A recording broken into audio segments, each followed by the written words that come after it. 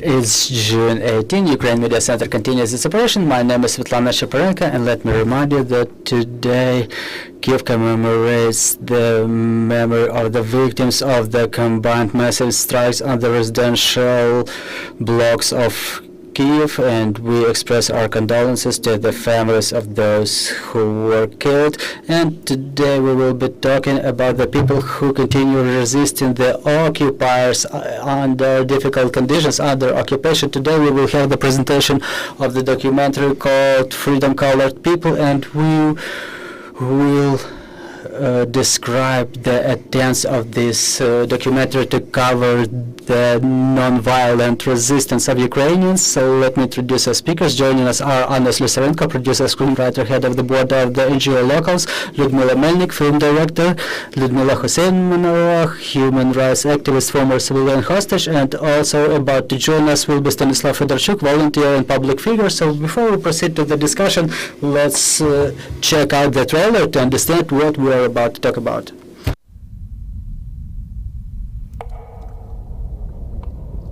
Під окупацією моє місто понад 10 років. Місто вгасає, його не прощають.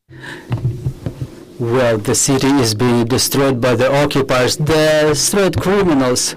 Well, the people are frightened, people are scared, there's almost no people outside. Well, my heart is breaking, there are 3 colored rags on every corners, you know, the slogans everywhere, Russia is low. It's a Nazi regime there. I mean, it's like a Holocaust, but with Ukrainians in place of Ukrainians. The Russians' idea is to destroy Ukrainian as a nation, as the people, and despite everything, the people continue using their language, they continue resisting. Well, I'm trying to pray for Ukraine all the time.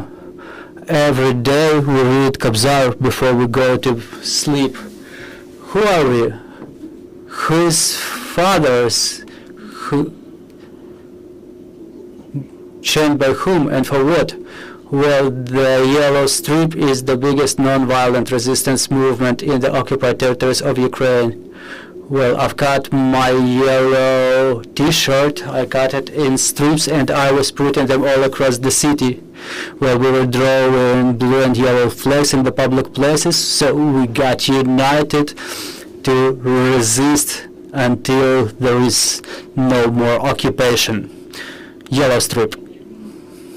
We're the evil elves fighting the Russian propaganda. We document their crimes. We fight the occupiers. We try to demotivate them. We try to remind them where the place is and that this is Ukraine. Well, non-violent resistance appears where you cannot take out the arms, where you only have your imagination and a little bit of fantasy. My weapon is the paintbrush. Do a lot of people think that people in occupation can take up the arms, start acting like Rambo? No. People in occupation are people looked at by thousands of eyes. Well, it provokes absolutely different emotion when you understand that people who were drawing those captures, they were realizing if they get caught, both them and their families will be tortured to death. That's me on this picture. This picture was built in Donetsk confinement cell number 5 when there was a referendum to join the occupied territories, to integrate them with Russia. I read that I was against, and they were saying, look at this Ukrainian bitch, what she's doing. Well, the investigator was giving me a sheet and a pen, and he told me to write an application to abdicate the Russian citizenship to Putin directly to Crimea. I wouldn't have ever accepted Russian citizenship anyway. Well, I've spent 1 year and 9 months in incarceration. I was detained. I was asked, where's my Russian citizenship? I said, we don't have it. Armed civil resistance can perform its activities, but the Ukrainian example is important for Europeans as well as for world history as well. Це тотальна війна. It's a total war, the goal of which is to subjugate the Ukrainian society, to transform Ukrainians into Russians. That's why we have to resist in order not to become Russians. Unfortunately, the system doesn't pick somebody specific. They bulldoze over everybody, men and women, but the system shouldn't be able to absorb you. Hold on.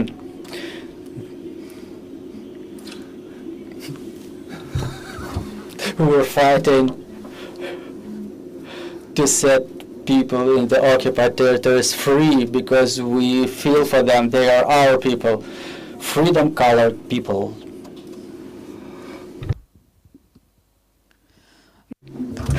Freedom-colored people. Shortly, the picture may be seen by Ukrainians and not only Ukrainians. So, Ms. Anna, how have you come up with the idea of the documentary and why? Well, first of all, I would like to say that this documentary, Freedom-Colored People, may be a manifestation of our non-violent resistance, our voice, non-violent manifest. So we are heard. The voices of those who stay in occupation are heard, who stay in occupation and who ended up in Russian prisons because of their pro-Ukrainian position, who are incarcerated. We want those people not to be forgotten. We want those people, we want to demonstrate that in those small symbols that they demonstrate, like lifted Ukrainian flags, it's the 12th year of war now. It's a real heresy. It's not just a flag. And the idea of the documentary, it emerged a year ago. We wanted to tell more about those people who stay outside the focus of attention. Remember, there were stories about victory. Let's concede the territories. Let's jettison some lands. There were such speculations in Ukrainian society, and with this move we were trying to demonstrate that it's not only about the territories, it's about the people. And as we started getting deeper into the story of nonviolent resistance, what is nonviolent resistance anyway? Is when you don't have weapons, is when you manifest your Ukrainian identity without weapon, and it gives you and other Ukrainians strength to carry on. And how come when Russia started taking our territories, Crimea, Donetsk, Luhansk regions, then the full-scale invasion, how did their resistance transform? Russia keeps imposing their narratives to all over the world, even to the Ukrainians in Ukraine and in temporarily occupied territories. They're saying that the population was waiting for them. And we've gathered stories starting from 2014 that say that the population was expressing themselves to the best extent possible. In Crimea, they were walking out in the squares, the people with placards, with the slogans. They were saying they didn't want Russia, they didn't want war. And it's a retrospective story of the transformation of the resistance movement, because then the Russian special services and collaborationists started hunting the proactive Ukrainian citizens who were manifesting their pro-Ukrainian positions, those who wanted Russia to leave, those who wanted Ukraine to be back, and those people who want to be in Ukraine and with Ukraine, they ended up in the shadow, so to say. And Ms. Liudmyla Huseinova, for example, she was left in occupation in the occupied Novoazovsk, and until 2019, when she was detained for remaining Ukrainian in occupation, preserving this Ukrainian identity, helping children in occupation, and then there were 3 years of terrible imprisonment. That's a huge act of resistance. And in our documentary, we wanted to tell different stories of resistance that is still going on. As we were analyzing what is non-violent resistance in occupation, the realization of Ukrainians in occupation, realization of the fact that you're Ukrainian, if you don't say anything to anybody, studying Ukrainian language in occupation is a non-violent act of resistance. When we were making this documentary, we wanted to show the stories not only of those who came back to the free Ukraine, but how can we convey the voices of those who stay in occupation so far. And we really appreciate the help of those who helped us through the voice channels from the people who end up in, who still are staying in occupation in Donetsk, Luhansk, and Donetsk, those who keep drawing the yellow strips, the flags, and who keep singing Ukrainian songs.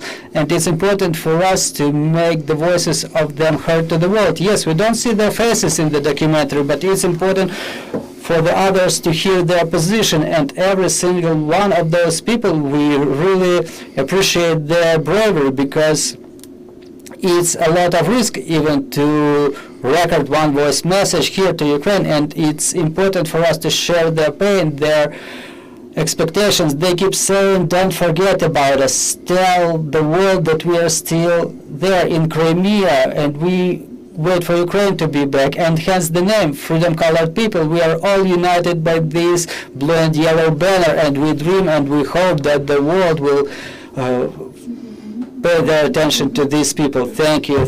Thank you, Ms. Hanna, Ms. Liudmyla. What was the most important in this process? How the movie, the documentary was made? Well, the most important was to convey what we see, those strips that people put on the trees and elsewhere, the flags, everything that people do in the occupied territories, they're risking their lives. And it's important to convey it. It may seem to some of us that it's just a yellow strip, but for that yellow strip you may be put to prison for, you may get a 15-year sentence. For example, they give you 7 years for a murder in Russia, by the way. And in occupation, some of them are staying in occupation for 12 years. They preserve the Ukrainian identity. They study Ukrainian language. They speak perfect Ukrainian. Girl that reads Kamzar during night time, she keeps reading Shevchenko every night to preserve her Ukrainian identity. Even for that book of Shevchenko, she may end up in prison. So it's important for us to remember that there are our people living in those territories, and it's important for every Ukrainian who lives in Ukraine to rethink this war. Well, as I was making this documentary, I was thinking about it too. We were gathering the Ukrainian resistance from crumbles, from Crimea, from Donetsk, from Luhansk. And as you gather those crumbles of information, you may realize that you were not given proper meaning to what was going on in Ukraine. And it's important for all of us to understand that it's been happening for a long time, that we have to preserve ourselves, our country. We have to stand our ground, because the enemy is not going to stop.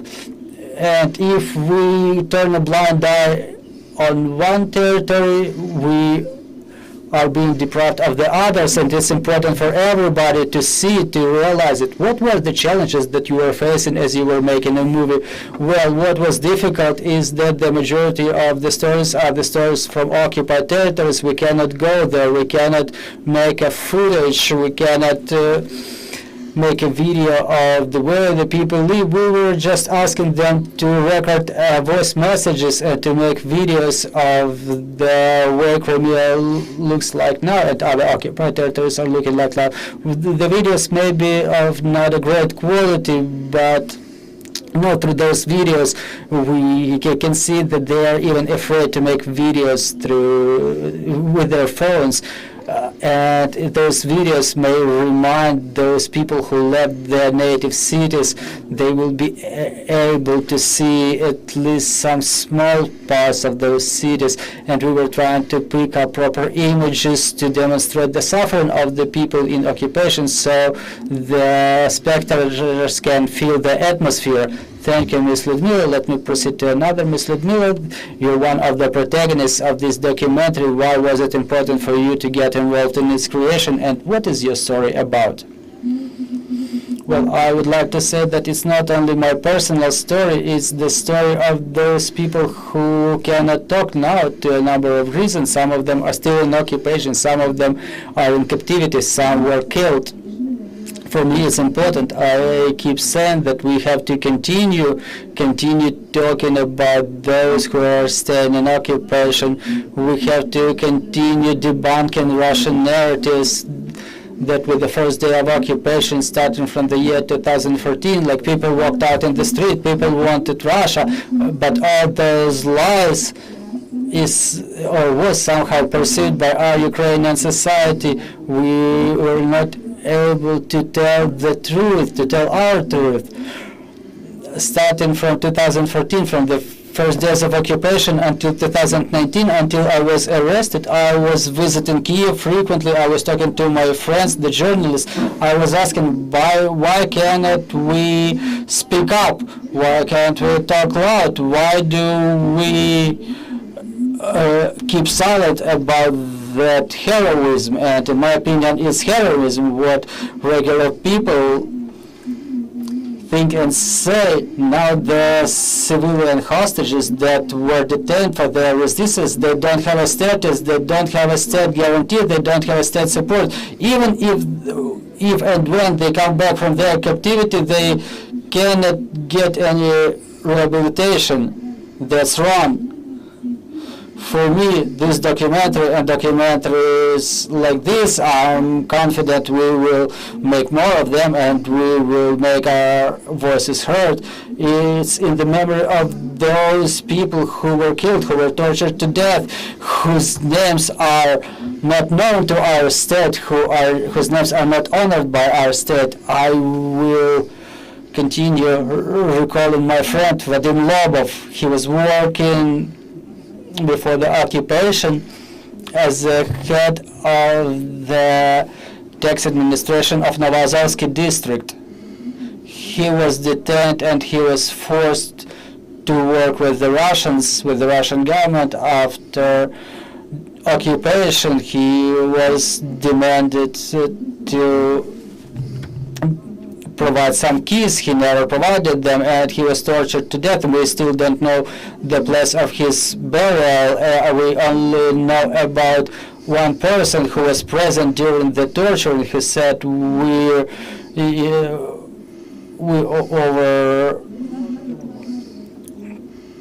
overtried it. They tortured him to death. His heart didn't make it, and they just buried him somewhere in the field. And I will continue recalling the heroism of Vasil Kovalenko, the people's deputy of the Novoazovsk district council. He was an entrepreneur. He could have a good life.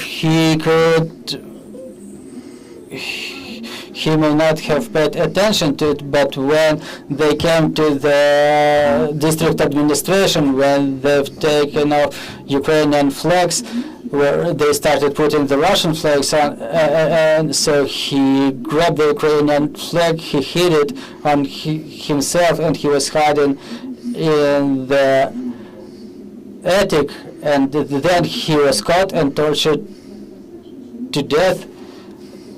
And he was thrown away, he was thrown out in the street, and in his recreation base, in his camping, he put another Ukrainian flag, after which they've taken him and they tortured him to death. It's an incredible person, which Ukraine is unaware of.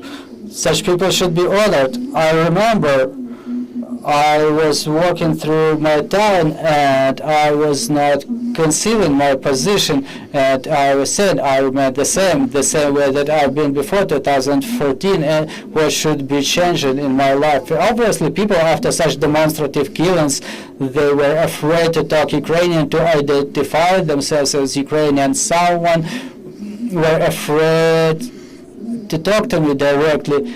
And the people were turning on their heads and greeting me in Ukrainian. I was laughing, like I was coming back home, and I was saying to my husband that this is our password. I know that it was important for them.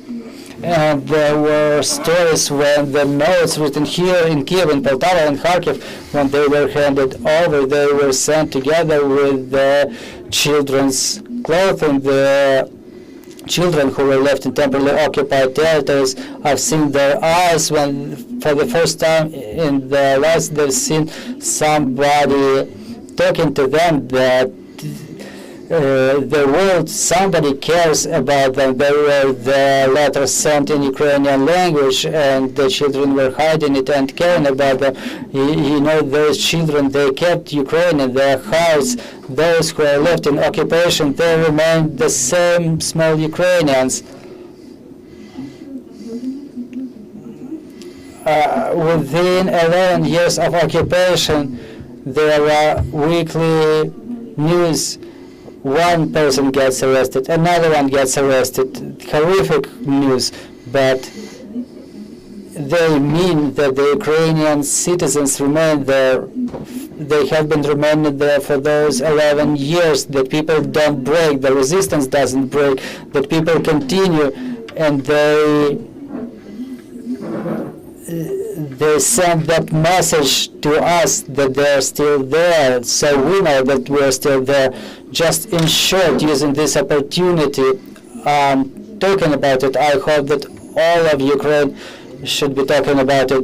Tomorrow is the day of the resistance to conflict-related sexual violence, prevention of conflict-related sexual violence. A lot of civilians, both men and women, are staying in incarceration there, and almost 80% of such persons, they endure sexual violence of this or that kind. 100% are enduring terrible suffering. Tomorrow we call everybody in Ukraine to walk out in the streets or post information about those people in your social media. You may not know personally those people, but such information is posted in the webpage of Novoazovsk NGO. Let's support all those who are kept in captivity. I insist that starting from 2019, there are women staying there, away from their families, away from their children. I know that the families of those women who are kept in captivity will be in Maidan Nezalezhnosti tomorrow from 12 to 1300. There will be a demonstration. Please have a demonstration in your offices and your homes, at your cities, at the central squares of those cities. Honor the memory of those who are staying in captivity, those who were tortured to death, like Victoria Roshina last year. Give them home. We have to have understanding that we take the best efforts to set our civilian hostages, both men and women, free. Thank you, Ms. Liudmyla. I really appreciate your courage and your strength. We are joined by Mr. Stanislav, another protagonist of this documentary. Mr. Stanislav, please tell us about your participation in this project. Why did you decide to take part, and what's your story depicted in the documentary? Thank you for this opportunity to speak. I am fortunate to speak about other people, not about myself. The thing is, in my opinion, the approach, the methodology of this narrative about the people that stay in captivity, it needs correction. This narration needs correction. We are talking very little about this resistance. It didn't start in 2022. It started in 2014, and for many people it started way before that. And right now, when there's been so many years of war, we have to explain that we are really civil captives for the Russian Federation, and we are the same enemies for them that are taking part in combat. And this question is not only for Ukrainian society, it's also for our Western partners. It's a question about the price that is being paid every day. Right now, we are forced to interrupt in different processes that are concerning the procedures of or the status of the people that are still in the occupation. We all remember how our government told us that the people that stay in the occupied territories should take Russian passports. Right now, Russians that are detaining our former citizens in the occupied territories, they are being they're being persecuted as traitors, and we have to tell about this to the whole world. We have to make those people names get into the list of the captives exchange. I don't know if there was such experience in the world history. I wouldn't want to retell stories from third parties. There is all kinds of information right now, and many could perceive it with some doubts, and a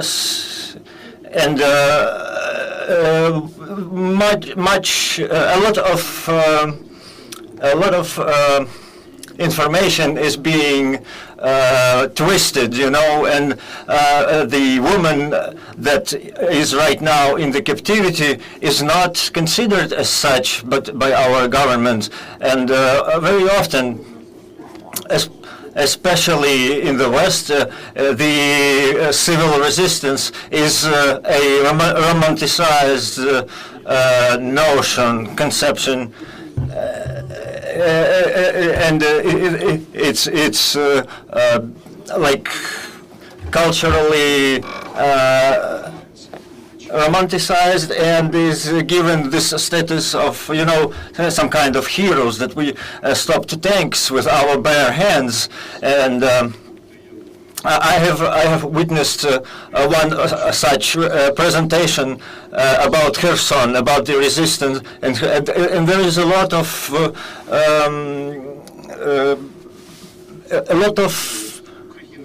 doubtful narrations are taking places. Like they're showing people resisting against Russian enemy, and they're showing, look, they stopped the aggression with their bare hands. But this is not the whole truth. This is not the whole truthful.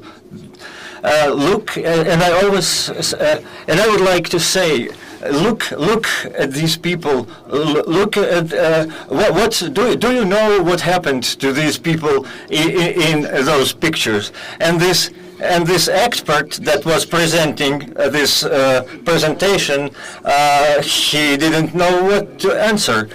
He didn't know that the participants of the resistance that he was showing on those pictures, they paid for their resistance with their freedom, that they are now in captivity. He didn't know this. So our job is to relay this information to the society. When we are raising these questions with our government representatives, they are playing like they're surprised. How did this happen? And but I can tell what happened. We did not support accordingly.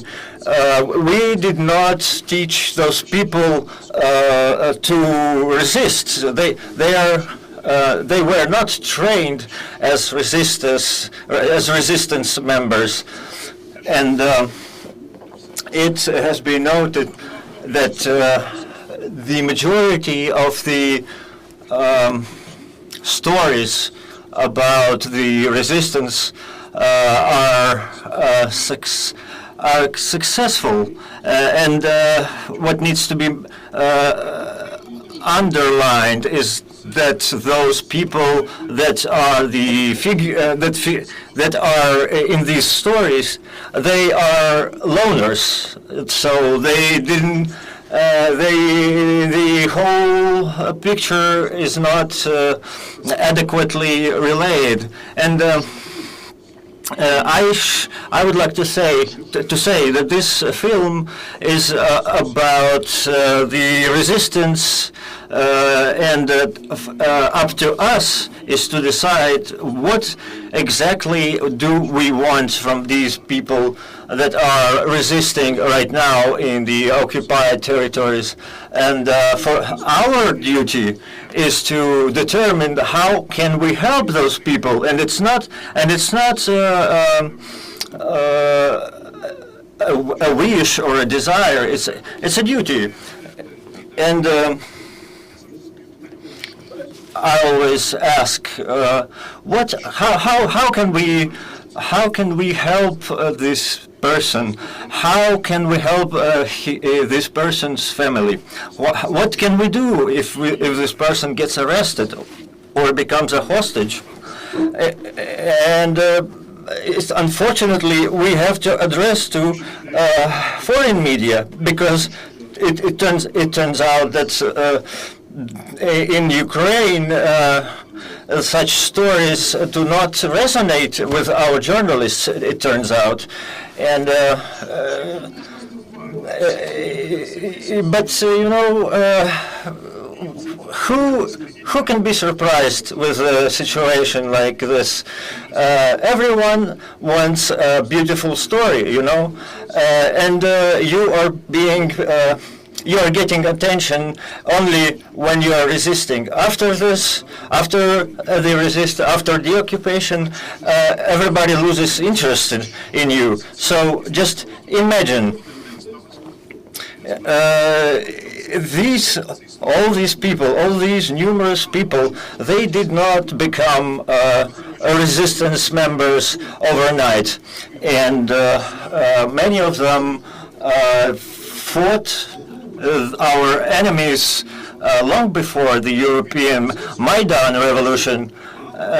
He was lobbying interests of a small society group that is whose hobby is fishing, you know. And but our government does not have interest in such stories, you know, because who cares about this small group of activists? And many of those people that are resisting, they don't have any kind of channels that they could appeal through for some help, for some aid. And I know a lot of similar stories. However, I should say that many of these people are now in the armed forces in Ukraine, and I'm carrying their heritage with me. So this is what I was trying to show in this film, and I hope that we can make conclusions, not only feel emotions, but also arrive to some kind of practical decision. So it's not about observation. It's not about stating that it's heroic and that we are proud and this is honorable. I would like for us to not only be proud, but also create ways of communications and remembering, because without remembering there will be nothing. Because next time we will not remember what's dangerous, and we are showing these examples from Donetsk, for example, of people who are resisting, and many still are asking, how? Was there a resistance in Donetsk region? it cannot be true, because the Ukrainians that live there are not the Ukrainians that live in the West. They are more pro-Russian. Thank you for your commentary. Ms. Irina, what can you add to the said above? Okay, so let's see. On the 30th of June, we are doing a preliminary film demonstration, and on our site you will find a registration form, and you can get a ticket to this premiere. The heroes of this movie are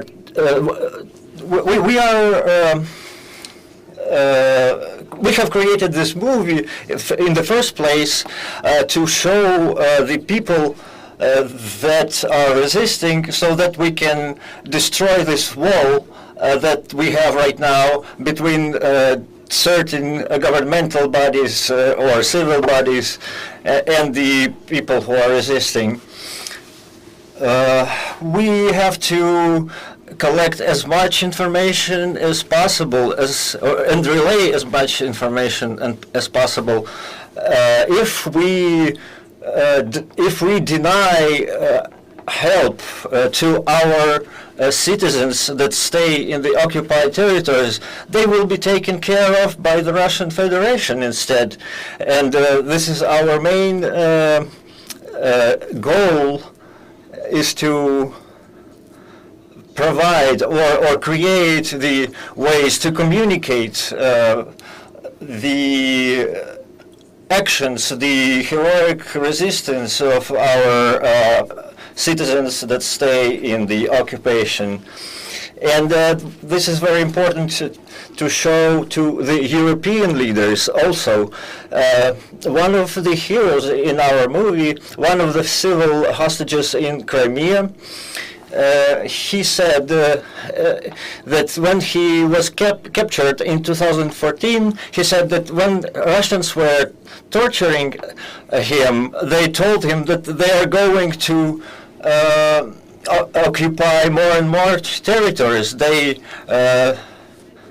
reveal their plans to further attack other countries to the west. That's what their thoughts are.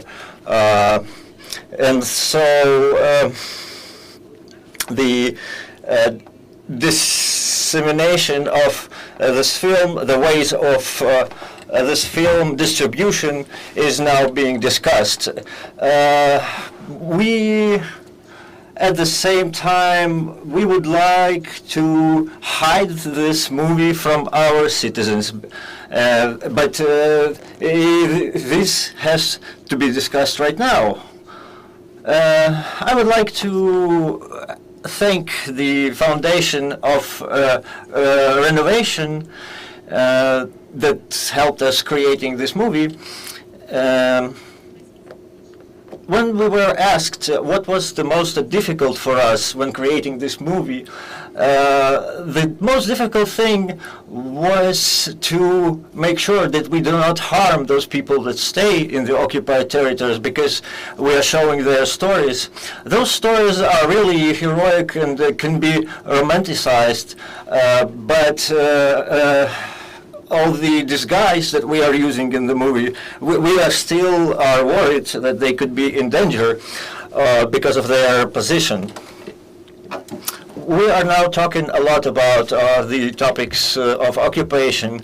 However, our aim is to not make this film overly painful to watch, you know, because of how hard the topics that are raised there are. And so